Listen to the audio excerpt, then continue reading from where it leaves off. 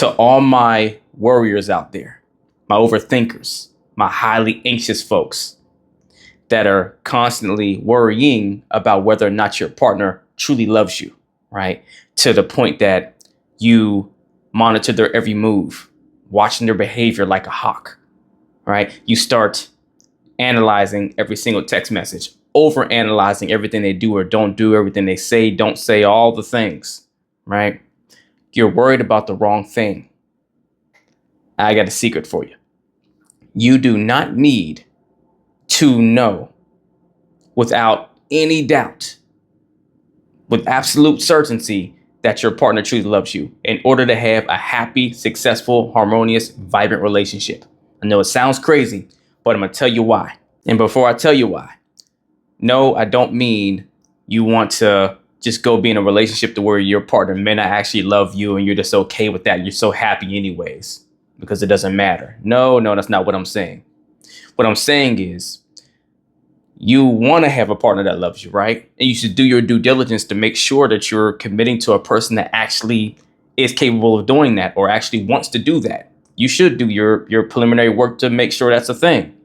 But you can never make absolute certainty, right? You can't make sure to that degree that they do, in fact, love you to pieces, right? You'll never fully know. You may know 99.99%, but that one little percent or that one piece of a percent, you'll never fully know because you'll never be in their skin. You'll never be in their mind. You'll never be them to actually confirm it with no doubt at all.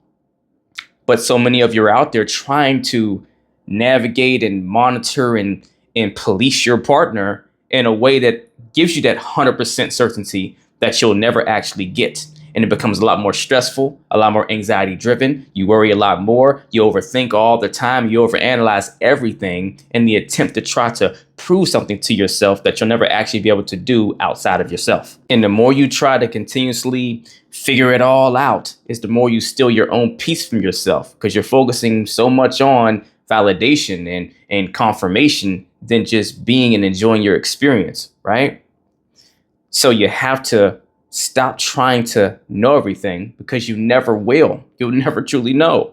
So stop trying to. You are dating a flawed human being. You can guarantee yourself that. So if anything, be guaranteed that they will mess up at some point. You'll never be able to predict every motive, every intention, or every slip up.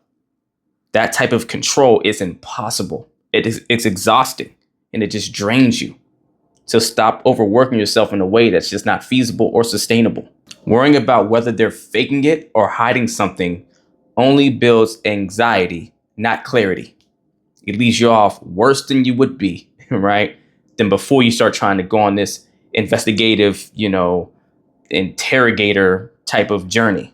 Now, here's the hack to my secret that allows you to feel more reassured without having to know with no doubt at all whether they truly love you or not. Instead of focusing on asking yourself constantly, do they really love me? Are they really here for me? Are they, trying to pull a fast one on me? Or are they not genuine, right?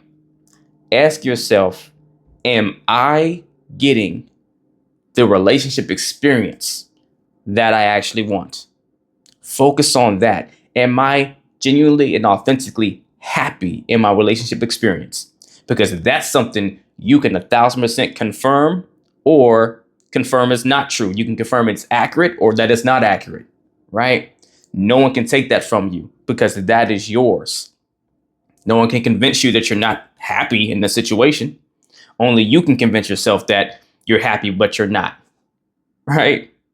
The only person that can lie to you as to whether you're truly content or, you feel full, your glass is full, you're fulfilled in your relationship is you.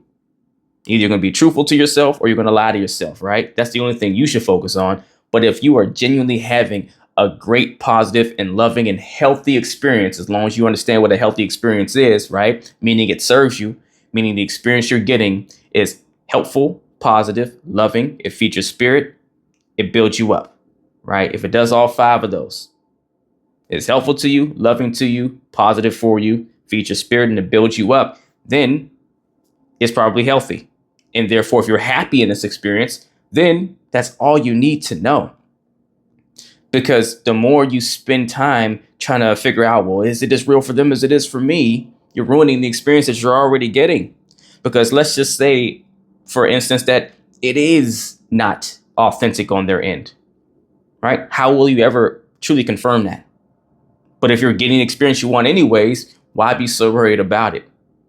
Now, we'll get into in a minute why you can feel reassured in your experience, even if there's a chance that they could not be being authentic or they're being fake or whatever. Now, as far as you wanting to feel like, okay, I'm enjoying the experience, but is it real, right? Then ask yourself, what have you designed in your mind as the requirements in order for you to give yourself permission to feel happy and good in the relationship, right? And this will help so much with you worrying about whether they are being real or not by having requirements for your happiness that requires consistency. Are they fully safe, right? Are they emotionally supportive, right? Things that requires depth and requires consistent ongoing effort from them. And I'll say this, hey, if I'm with someone and you want to fake it to that degree to where you have to consistently live to my standard for me to be happy, right? For months to years on in, and you have to maintain a status quo day in and day out for me to feel like, okay, I'm having a loving experience and you're faking that, the more power to you. But if you hear it as I say it, that's almost impossible for someone to do. They would probably be miserable. And if anything, it would fall apart quick. They would start showing their true colors because they'd be hating the way they have to live in order to be with you. That's a lot more work and effort than just to leave you and go find someone to let them be who they want to be and not have to try and care as much and use them or whatever, if that's what their goal is, right? So part of the hack is you focus on the experience you're getting and whether you're happy or not, and make sure what's required for you to be happy in your experience requires effort and depth. That way you don't have to police and worry about all these other things and monitor their every step and make sure that they really do care.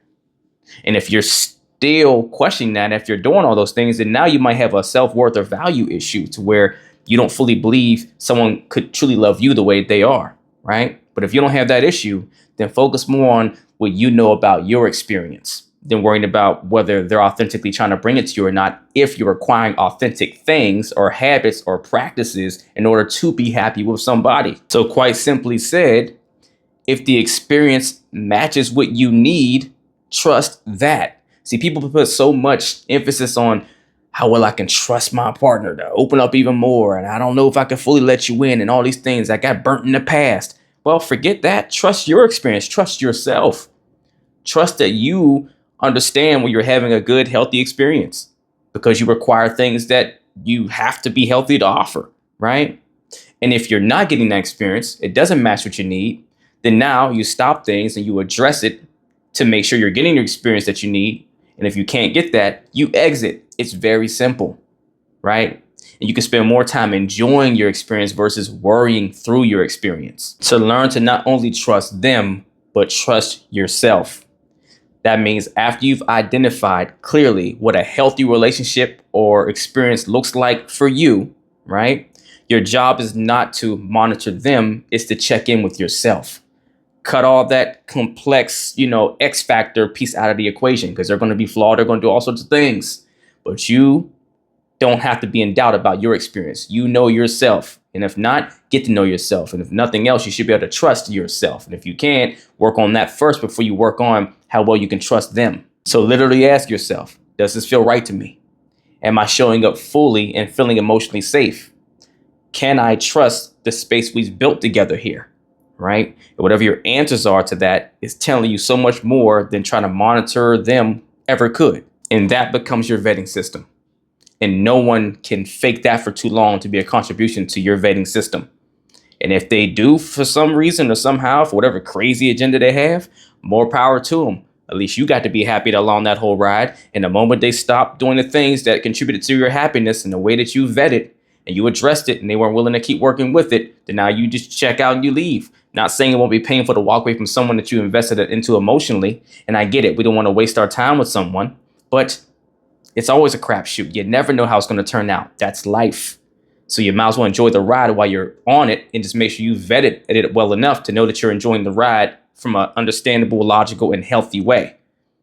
And let the rest do what it does. But trust yourself enough that you'll be great no matter what. If you need help getting to that space, learning how to build that skill set and that tool to trust yourself and have that awareness more than anything else around you, because it's really not about having to know all these things to trust them to the high heavens and all that. You have to monitor and overthink and overanalyze and all the stuff. It's more about where you are of self and what you need and what's right for you, so you can determine when things going on around you or in your relationship are not right for you and what you need to do about it. If you want help building that, then email or DM me the word coaching, and we will get to work as long as you're truly ready to put that work in. Let's get it.